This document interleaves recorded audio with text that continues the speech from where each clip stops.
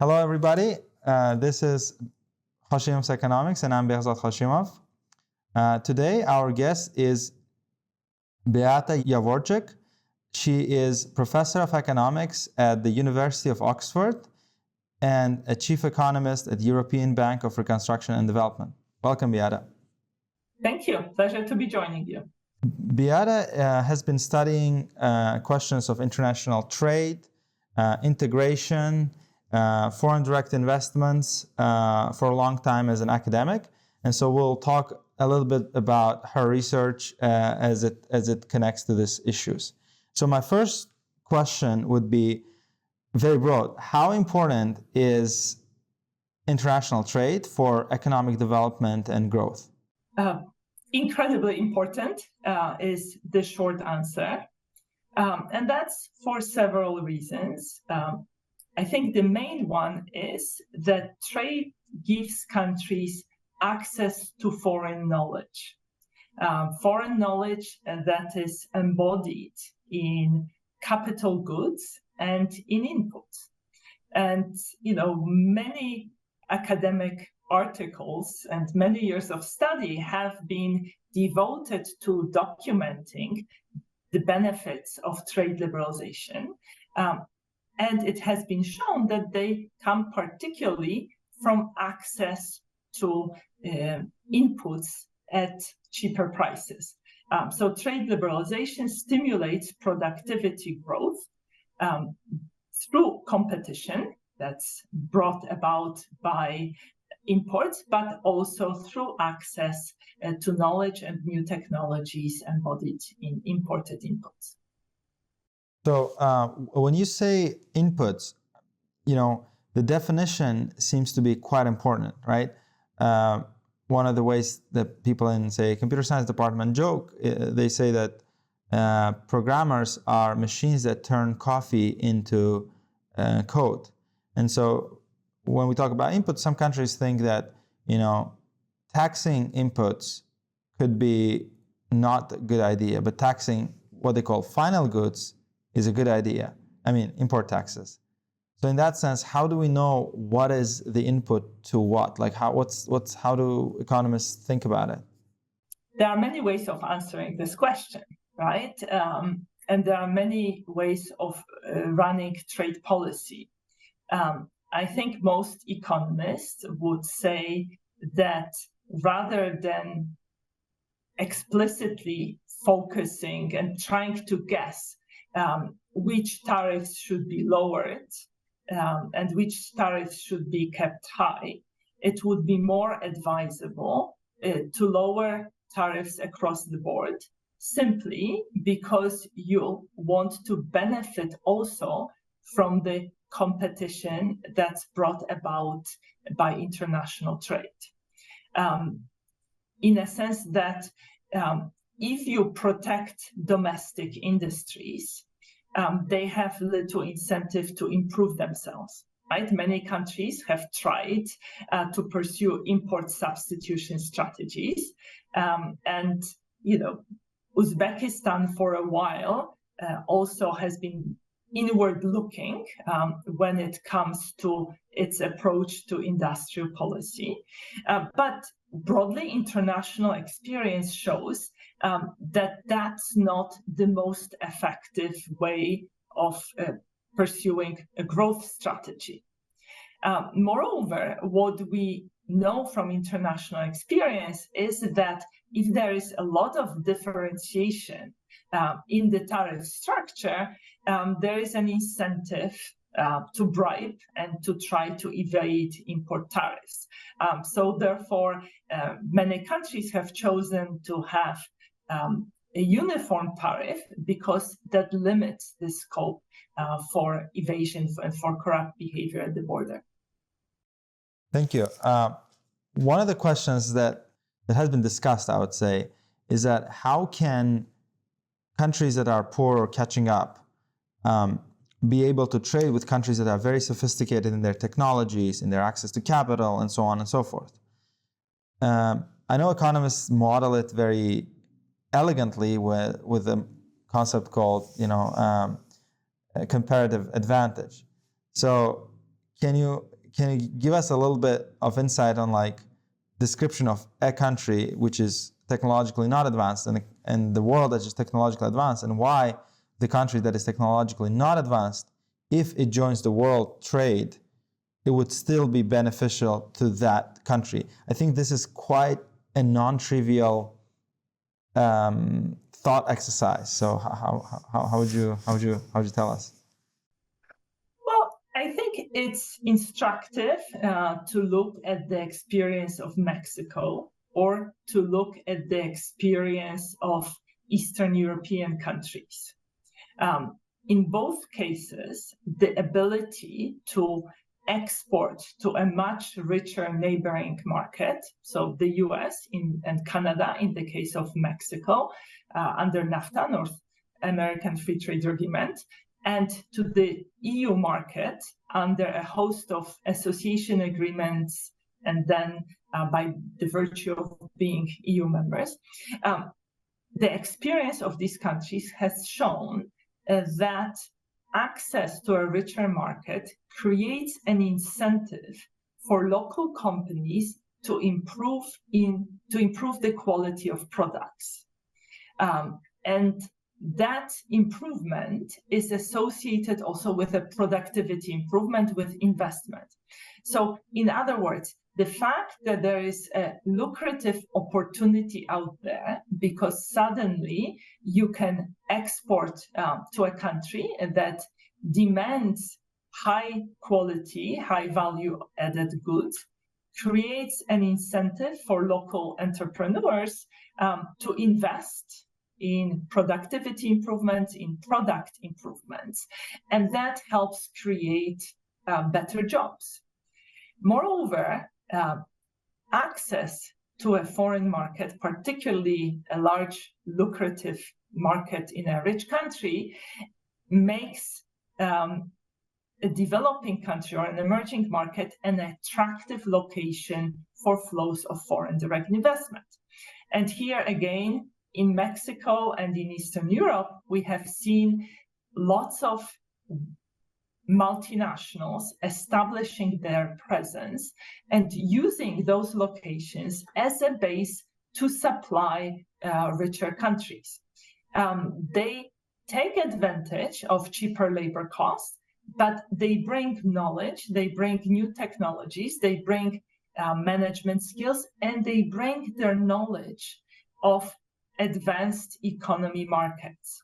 And this combination of knowledge brought through FDI and local lower production cost is a winning combination and allows countries to grow through export-oriented strategy. So my next question is, in the last 60 years, the world has liberalized a free movement of capital, which is, money and financial resources, and of goods. It's easy for us to purchase goods that are made in different parts of the world for quite a good price. But one thing that hasn't been liberalized, I think, the movement is labor. It's kind of hard to move labor. And some of the back of the envelope calculations show that removing barriers to immigration can possibly, double the GDP of the world. Like, it seems to be such a lucrative place where we can use. But let me ask you more sort of specific questions about Europe. Do you think that removing barriers to immigration can solve many economic problems, including fiscal problems, that many Western European countries are facing, and also, the questions of growth and demographics? What do you think of another component of international relation, which is migration? Well, so the short answer to your question for why we have not seen similar liberalization of labor flows is that it is a politically very difficult issue, right? Now, having said that, if you think about the European Union has managed to liberalize migration to within the Union. We have free movement of labor. free movement of capital, right? Free movement of goods and services. Yeah. Now, having said that, one of the reasons why Brexit happened was dissatisfaction of the British public with large inflows of people from, particularly from Eastern Europe. And these large inflows of people put, in the opinion of locals, pressure on services, created congestion, and so on and so forth. Liberalizing migration is difficult because there are also issues that are not related to economics. Going from a country that is homogeneous in terms of its population composition to a country that is a multicultural, multi-ethnic, multi-religious country is a big step. And that brings complications with it. There is also a concern often about the pressure on public services. And therefore, countries have been rather careful when it comes to managing migration.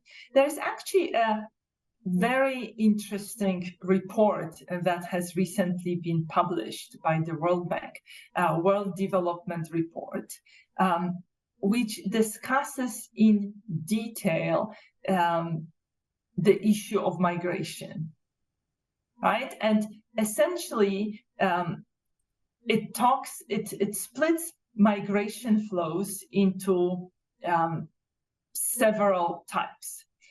There is what most people consider very desirable migration, which is inflow of highly skilled specialists who benefit the country through their skills, who contribute to the society. Then there is the flow of refugees, to which most advanced economies are open on moral grounds, right? It's the right thing to do. What is problematic, particularly politically, is irregular migration of individuals with lower skills. And the problematic component is particularly the fact that often this migration is not managed through a process, but rather there are people arriving in ways that are illegal. And that creates a feeling that the host country is losing control over the process. Now, many countries are realizing that when they go through demographic transition, meaning when their population growth slows down, they will be facing a challenge when it comes to sustainability of pensions. So they are realizing that they need inflows of migrants. However, they would want to manage the process to give comfort to their citizens.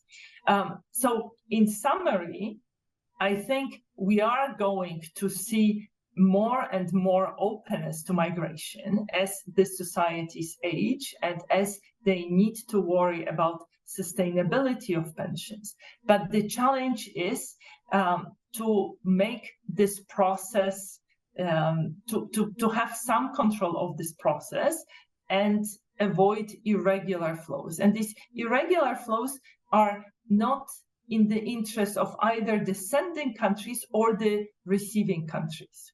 So some cooperation between the two sides, more cooperation will be needed. I see.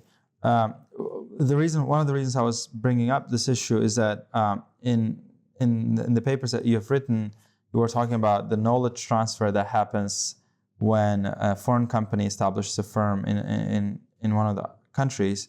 And there's now a host of the papers in labor economics where they argue that when people migrate, there's also some sort of knowledge flows that comes in from the more developed place to a less, so that there are many interesting channels. Speaking of, so one of the things I think is quite new in the literature is that one of the questions that comes to mind when I read this literature on foreign direct investments is that if we think about many priorities of the governments at once, and if attracting foreign direct investments are costly, how important that should be from a development point of view, like where the countries should spend, let's say, less, and where they should, and how, and in which areas they should spend more money to attract FDIs. What I'm trying to say is that they have this optimization equation in which, they can attract more FDIs, but it's costly. I'm referring to your paper, like the red carpet paper, right? And then there is, they have other responsibilities and other things that they should care about. So how important from the policy perspective is for the countries to think about FDIs, and maybe to some countries it's worth it and to some countries it's not? Like how should one think about it? So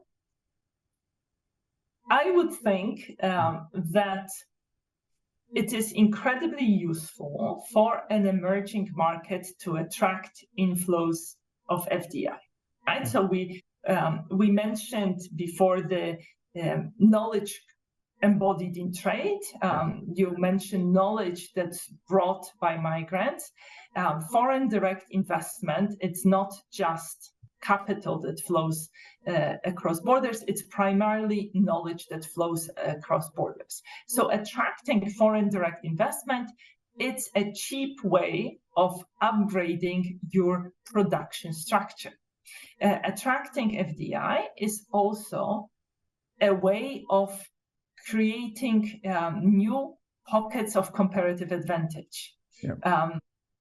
When we look at international experience, that countries that started exporting products they did not export before, that to a large extent has been due to multinationals starting those industries or starting those kind of exports, right? And finally, in traditional societies, multinationals are also attractive employers for women. So there's also this aspect that is interesting. So now the question is, how do you attract FDI? I think the first priority is to get the basics right? So, if a country has problems with access to electricity, if corruption is rife, and if it is incredibly onerous to register a firm, you're not going to get FDI no matter how much you start paying in incentives, right? Extractive industries may be somewhat of an exception there, right? So now getting the basics right is important in its own right, because you're doing this not just for foreign firms, but you're helping also local entrepreneurs.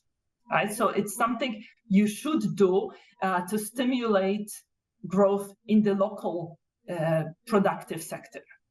Now, when it comes to explicit FDI strategies, I am not a believer in giving handouts, in being very generous with incentives, with tax holidays.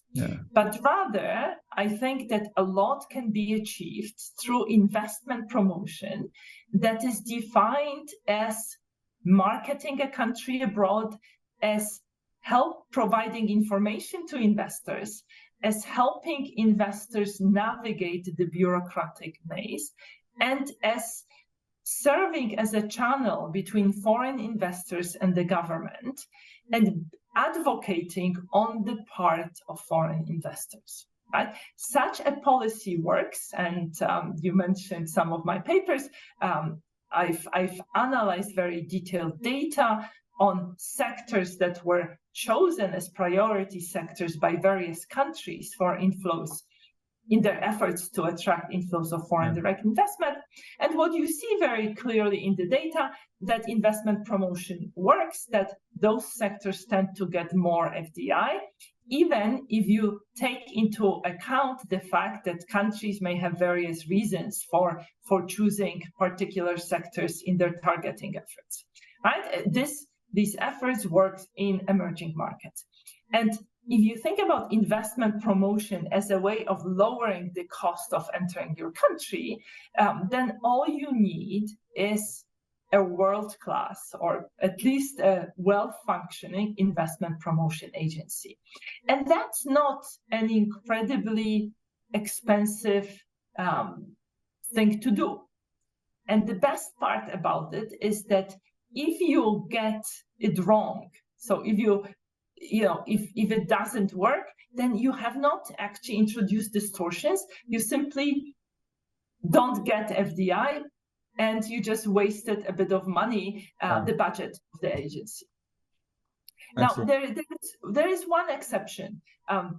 You may want to give incentives to first couple projects that are going to make a big splash in the media and that are going to put your country on the global FDI map. I think most people know that Intel invested in Costa Rica, right? Most people know or may not know that Costa Rica actually did a lot for Intel, including, for instance, designing specific training programs, university programs that would train workers for Intel. But the enormous publicity the country got was actually something that put it on the global investment map and benefited through marketing of the country. Yeah, what I was thinking when I was asking this question is like the counterfactual.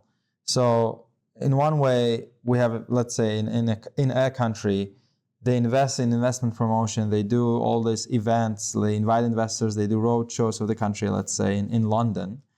And, as you said, investors may decide to come, may decide not to come. And in the worst case scenario, you're bounded by just the cost of operations.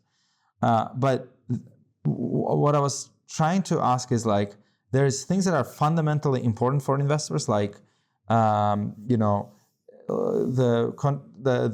importance of the courts or the contract enforcement or many things like protection of rights of investors and so forth, which are, again, very costly and difficult sort of things to do. And it seems like a lot of countries who are in this bandwagon of trying to bring investments, they care more about the promotion sort of arm rather than improving the fundamentals, in which case the promotion is not sort of sufficient. I'm not even sure it's necessary. Like, what do you think? Is it like sufficient? Is it necessary, the promotion arm to bring investments? Maybe I'm wrong. It's helpful, but it's helpful only if you get the basics right. If you get the basics right. Yeah. Right? Now, in a sense, the first question you asked was about trade-offs, right? And there are trade-offs, perhaps not as much in terms of cost as in terms of bureaucratic attention and political will. And there is a finite number of people working in the government, and reforms are costly. They are politically costly. So politicians and authorities have to make trade-offs, right? What they focus on. Yes. So there are two ways of sort of thinking about FDI in this context. The first way is to say, well, I'm going to work on the basics. I'm going to fix my courts. I'm going to build the roads, and I'm going to simplify the tax regime. And then once I achieve it, I'm going to go out there and will try to attract FDI. Or they would come themselves, maybe. Like, maybe you don't have to do it. Or they would come themselves, but, for them to, there is a lot of competition globally. For FDI. And if you think about investment promotion in terms of information provision, it's not something that's incredibly costly. Yes, I agree. Right? You just need an agency that will answer queries from investment, right? Because think about how investors think about this. You start with a long list of 10 countries, and then you send out queries. And, some countries will not respond. Some countries will give you a sort of rather generic answer. But then, there may be a few countries that will give you a really good answer that's tailored to your need, that includes the information specific to your industry. And those countries are the ones you will keep on your list and you'll investigate further, right? So this first interaction with a country that you do remotely by contacting an agency is what creates the first impression. And I think that gives you a lot of bang for the buck. Now, there are lots of consulting firms that can help you with investments in rich countries, and advanced economies have a lot of information that's published. But if you are thinking about smaller countries, more remote countries, they are much less known. So that's why you need to lower the cost of obtaining information. But there's another strategy which a country could follow. You may say, well, it's very difficult politically to fix everything, to fix the courts and roads and the tax collection agency. So what I am going to do is I am going to create this oasis of better investment climate, a special economic zone. And this is going to be the place where firms are not going to be harassed by tax authorities. This is going to be the place where rules will be predictable. And because I can't fix it nationally, I am going to invite investors there.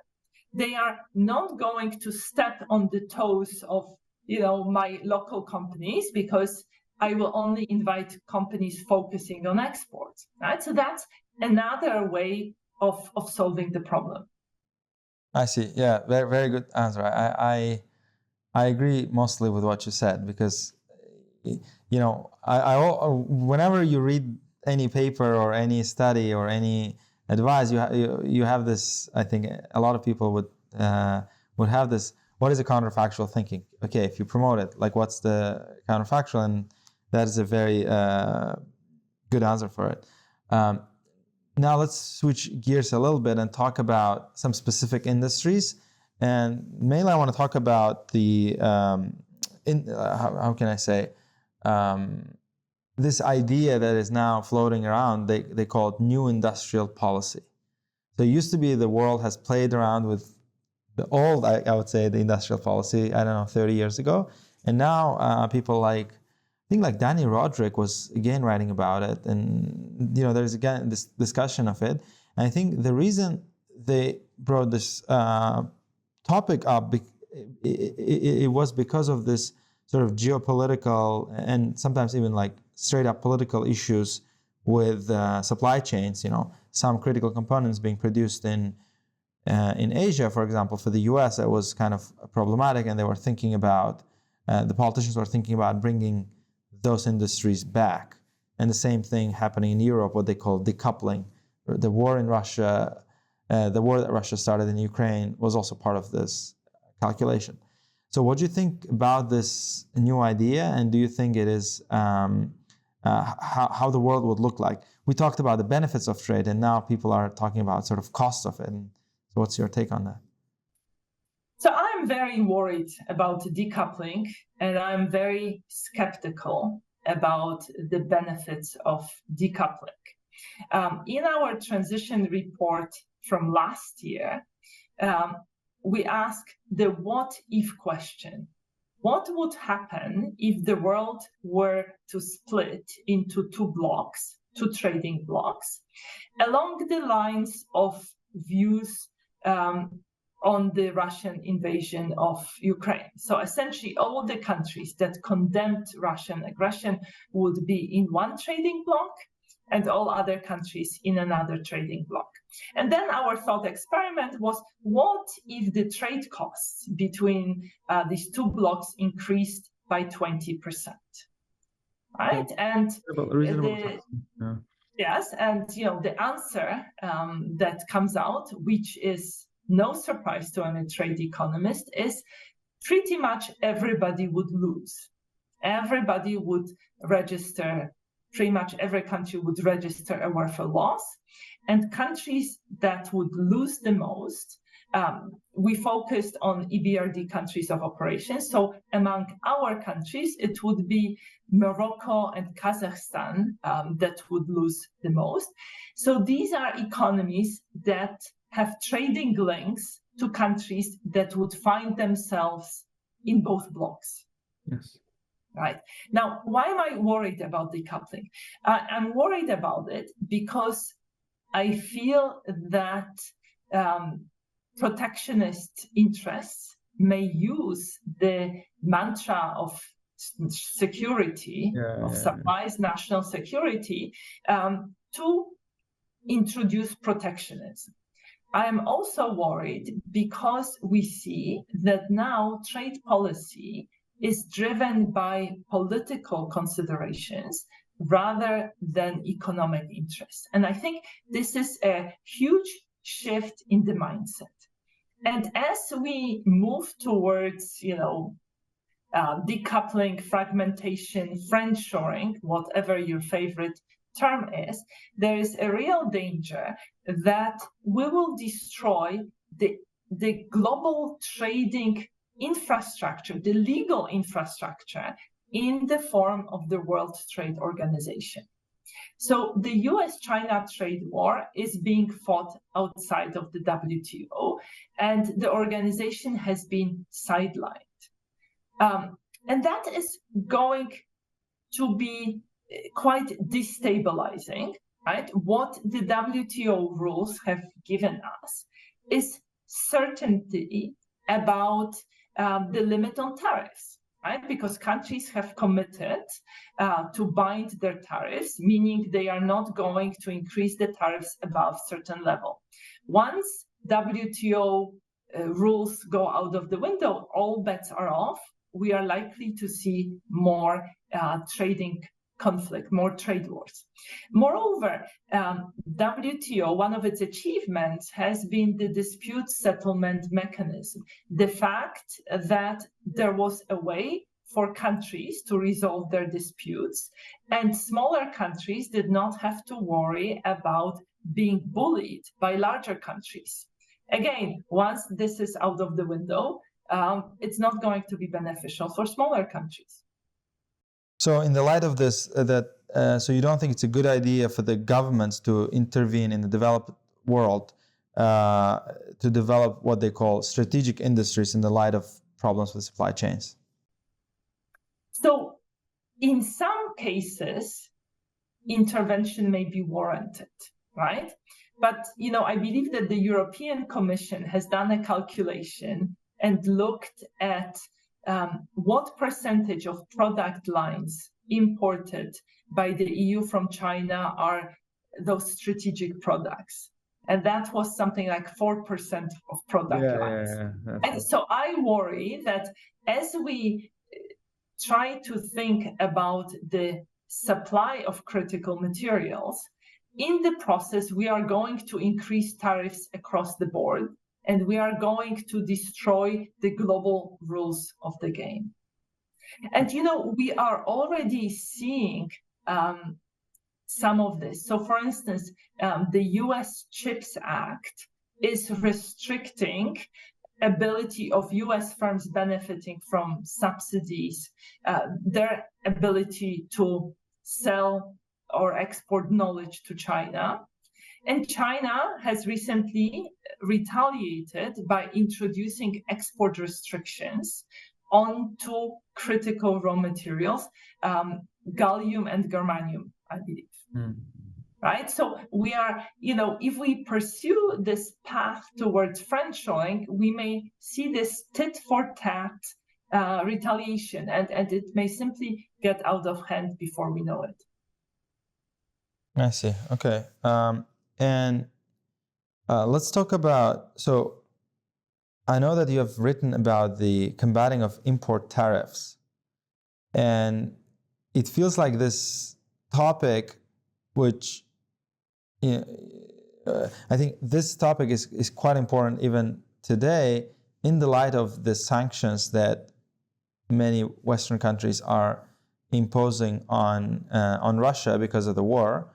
And there is media reports almost every day that says, Russia found a new way of evading trade. And what I'm thinking, it's not exactly importing evasion of import tariffs per se, but maybe some sort of evasion of export restrictions and so on, because there is some intermediate countries always in that news report. So given your expertise in evasion of import tariffs, what can we learn about sanctions and how to enforce them better? So we have actually looked in our department at the question of changes in trade flows between Russia and other parts of the world. So what you see in trade statistics very clearly is a dramatic drop in exports from Europe and the US to Russia. And this drop is particularly pronounced in goods that are subject to sanctions. At the same time, we see an increase in exports from Europe to Central Asian countries, and in turn, increase in exports from those countries to Russia. And they are particularly enthusiastically exporting goods that are subject to European sanctions. Now, let me just be clear about one thing. Central Asian countries have not signed up they have not imposed sanctions themselves, right? So what we are looking at in this study are exports of goods that are subject to European sanctions. So this evidence I mentioned is suggestive of sanctions being bypassed. So rather than exporting things directly from Europe to Russia, there is trade that is being intermediated via Central Asia. Now, what types of products are being intermediated? Actually, all kinds of products. So it's products that are on the list of sanctions because of their industrial usage, because of their dual technology, them being dual technology products, or products that could potentially be used for military purposes, as well as luxury products, because there are also sanctions on luxury products. Now, moreover, you see also some evidence that products that are similar to sanctioned goods are seeing an increase in such intermediated export. So to give you an example, an X-ray machine for medical use is not subject to sanctions, but an X-ray machine for industrial use is subject to sanctions. So it seems that in some cases, trading firms are deliberately misclassifying products in order to avoid being seen trading in goods that are subject to sanctions. And product misclassification is one of the favorite methods of traders trying to evade tariffs. Now, let me just also qualify what I said. This intermediated trade is small in terms of volume, in terms of value, relative to the trade, to the direct trade that disappeared. So in other words, on average, the replacement ratio may be 10%. However, what we see is that in some particular product categories, replacement ratio may be high.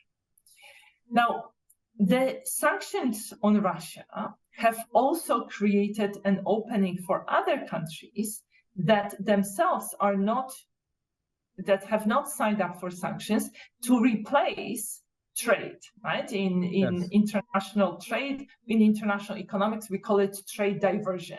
Yes. So we see that Russia is importing much more than before from Turkey and from China. And often you see, particularly when it comes to imports from China, products that are subject to European sanctions are now being imported from China. A good example are diesel trucks. European exports of diesel trucks dropped, while 360 million of additional imports from China to Russia appeared in the statistics. I see. But what do you think? What are the instruments that Western countries have to improve the enforcement of sanctions? Do you think they're out of instruments, or there are ways they can do to prevent that or to enforce the sanctions more sort of strongly? So the challenge with export sanctions is the following. While every country wants everyone else to enforce sanctions, you want to be more lenient on your own companies. Right? So there's this sort of free rider problem, as we call it in economics. And we have already seen this during the Cold War, because there were export sanctions during the Cold War, and there was sanction busting precisely because of the incentives. Now, what could be done? Well, one can try putting pressure on transit countries. The problem with doing that is that new transit countries are going to emerge. So it's always going to be, this whack-a-mole game. A completely different approach would be to identify producers of the sensitive products and impose on them know your customer regulations. We have such regulations, for instance, when companies use trade finance instruments. Banks issuing such trade finance instruments are supposed to know the customers. They are supposed to understand who the end user of a given product that's being transacted is. So that would be a simpler way. So basically enforcing sanctions at the point where products are being produced. Okay. Last question about sanctions generally. Do you think that there are other ways, other than trade ways, in which the West or the countries that support Ukraine's plight can reduce the fiscal capacities of Russian government for military spending? Are there, they try to freeze the central bank's reserves. They did quite a bit of things, but every time you read in the news, they say the new round of sanctions would be imposed. And my question is basically, are there any more instruments that is left in their pocket that they can use? I mean, economic sanctions that are out there that weren't used before or haven't been put into the use. So let me first say that I believe sanctions are working. It's just that it was unrealistic to expect that they would have a huge immediate effect. The sanctions are working through depriving Russia access to knowledge through trade, knowledge through foreign direct investment, right? We've seen many Western firms exiting Russia through, lack of scientific cooperation, flows of people, and so on and so forth. But these effects are going to be visible in productivity statistics in a few years. So this type of sanctions are not working very fast.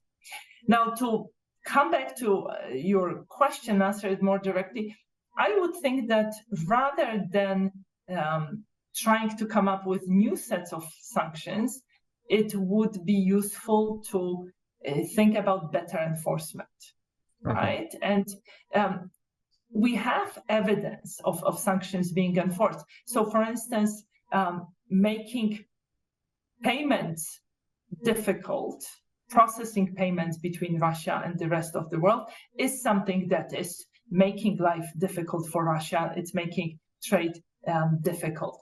But of course, the challenge is that not every country is on board with enforcing sanctions, right? And I think this is the biggest challenge. While Europe is not buying oil or natural gas from Russia, there are other buyers, and as long as there are other buyers, there will be funds flowing into the Russian budget. Of course, price caps and all these other mechanisms help. They help very much because they limit the revenues. Yeah, I think they are facing budget deficits this year, as I understand. But you never know now. The statistics being not quite as reliable as it was. My next question is, in this world landscape, and I know that EBRD produces reports about sort of the global state of affairs in terms of the economy for its member states in particular. What are the unique challenges that emerging and transition economies face in the current economic landscape? I think the report was published in May, right? Was it in May? Yes. Yeah. So the EBRD operates in many countries. So let me contrast two of our regions. Okay. So if you think about Central Europe and Baltic states, so these are EU member states, they are facing lots of headwinds, right? So high prices of natural gas that prevailed throughout the winter and pretty much until now. Now the prices dropped, lowered competitiveness of those countries.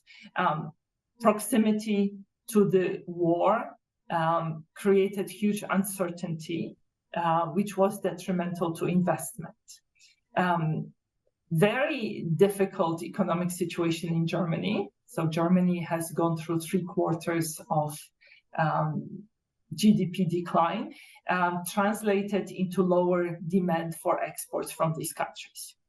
And inflation that was fueled by high globally high agricultural prices and very high prices of natural gas in Europe forced central banks to tighten, which further contracted economic activity.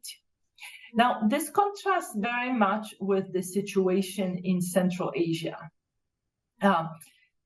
Central Asia is actually, and the Caucasus region are. Let me interrupt for a second. Just to give numbers, I think the Baltics are going to grow like less than 0.5%, and Central Asia is going to grow like 5%. Is that like 10 times the rate? That's roughly the comparison. Now, of course, one needs to keep in mind that Central Asian countries being poorer should be growing somewhat faster, right? But not an order. That's what I was trying to get at. Yeah. Right. So now, what we see in Central Asia is inflow. Central Asia and Caucasus, right? Inflow of Russian capital, creation of companies with Russian capital. We saw also waves of Russians leaving Russia and moving there. Many of them brought with them IT companies that they set up. And some of those countries have actually special regimes, tax regimes for Russian IT companies. Now, we talked about more limited access of Russia to imports. That created import substitution activities, and that meant that Russian labor market has been strong and attracted a lot of migrants.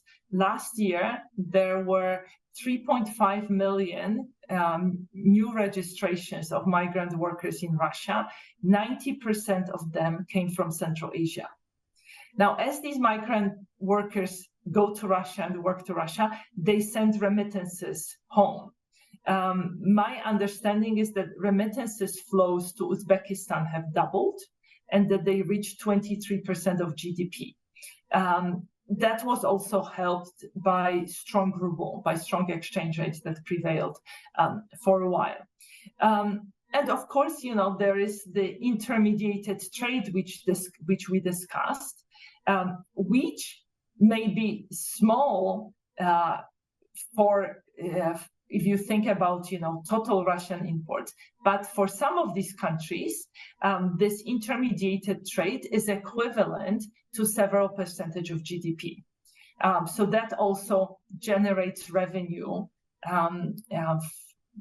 through logistics to companies that are serving as intermediaries. I see.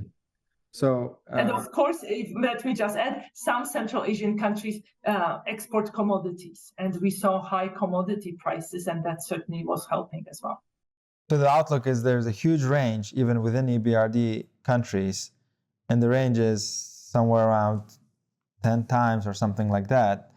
And the reason for the range is not only that there's a different base, Central Asia being a lot poorer than Baltics, but also because of the new reality that we live in which some countries are facing sanctions and not. You mentioned Germany briefly in your previous answer, and my question is, did you expect, like personally, or as an economist, that how painless or how little Germany would lose from stopping imports of fossil fuels from Russia? Like, I personally thought the effect on the German economy would be really huge, and I overestimated it. How you thought about it, or is it me who was like delusional? I think pretty much all the observers were surprised with how well the German economy has coped. Okay. And so, of course, the mild winter helped. Yeah. But I think most observers were surprised by how well German industry was able to switch, to substitute different fuels. And of course, also Germany and other European countries have managed to secure within a very short time alternative sources of natural gas supply. Our ongoing analysis shows that European countries have managed to lower their consumption of natural gas by about 20%. Wow. So some of that was due to fuel substitution, some renewables coming online. Some of it was due to savings, to increases in efficiency, and of course, some of it was due to lower level of economic activity. But 20% is, I think, a huge number that nobody expected a year ago. So, like, this war and sanctions showed us how resilient many economies were, and they're much more resilient than many people expected, including people who are running those economies. I think, like, even the German politicians, I think, were overestimating how bad that would be. And so in this slide, I want to ask you a question about the role of international organizations such as European Bank for Reconstruction and Development, the World Bank, ADB, and so forth. And so a lot of people ask this question, I think, quite fairly, saying, those organizations are responsible or like they should care about economic development. And the question that they ask is, like, what do they do for economic development and economic growth? And so how would you respond to that? So these organizations, including EBRD, do care about economic development, and they try to stimulate and support economic development. Now, many people think of the primary role of these organizations as being a source of money. I actually think that the primary role of these organizations is to serve as a commitment device, right? Reforms are difficult in good times because they require burning through some political capital, because every reform pretty much creates winners and losers. It involves stepping on somebody's toes, on toes of vested interests. These vested interests often are quite powerful. Often we have the problem that the benefits accrue to the population as a whole. Everybody benefits a little bit, but those who lose tend to lose a lot. They are concentrated, so they can block the reform process. So by bringing money, international organizations create an incentive for a country to engage in a reform process. They, in a sense, demonstrate to the population that they are bringing some good. They support the reformist fractions within the government. And by bringing funds, they enable them to invest, to carry through these reforms. And then, of course, there is the aspect of technical assistance, the aspect of bringing knowledge from other countries, bringing the understanding of what worked in other countries and what has not. So one of the questions that is asked, especially in the poorer part of the world, is that international organizations such as EBRD are really keen on what they call ESG, like sustainable development, climate change, and so forth. And their efforts increase the costs for, say, doing business for some people in the developing world. Like, they want cleaner and better, more sustainable sources of inputs and so forth, which in their opinion creates costs for them. And so can you make a case why organizations such as EBRD should care about the climate change, about the environment, and why their policy that is shaped towards that, with making world sort of cleaner and better in terms of climate, is actually sound economic calculation? So we care about global public goods, right? If we support a low carbon path in a country, or we co-finance wind farms or solar farms, we are directly or indirectly contributing to lower global CO2 emissions. And that means that the planet as a whole is better off. But I would want to make a case for why it is in the interest of individual countries to create access to renewable energy. And the sort of very immediate basic answer is the following. Because of the geopolitical tensions and in the expectations of greater frequency of extreme weather events, firms are rethinking their supply chains. They are reshaping their supply chains. They are trying to build resilience by diversifying the sources of supply. This creates opportunity for many emerging markets to capture a bigger share of the global export market. But what the multinationals are looking for, not just a location where they can produce, they are looking for a location where they can produce in a cleaner way.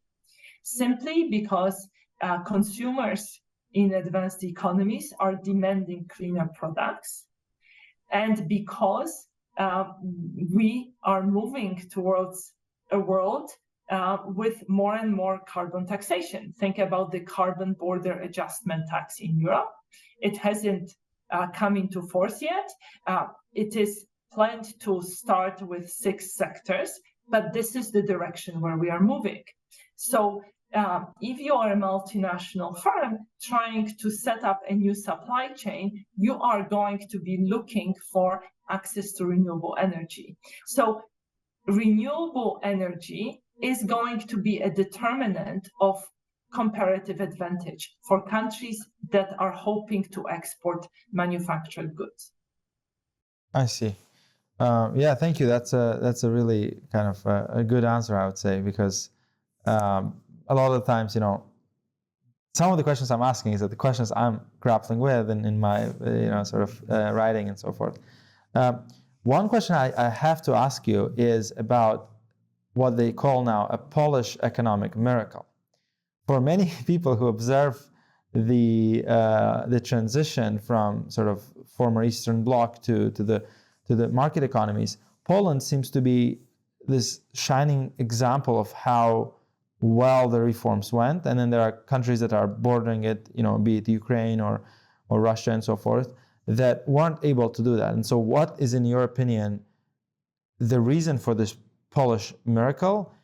I mean, even if it's political, even if it's social, it doesn't have to be sort of the econ policy. It could be like social or political or philosophical, whatever. So what's your take on that? So being Polish, I'm very pleased to hear about the Polish economic miracle, but I would think it's actually the economic miracle of the Eastern European EU member states. And the short answer to your question is it happened because the EU accession process created a commitment device. It created an anchor for reforms. So these countries had only to make one decision.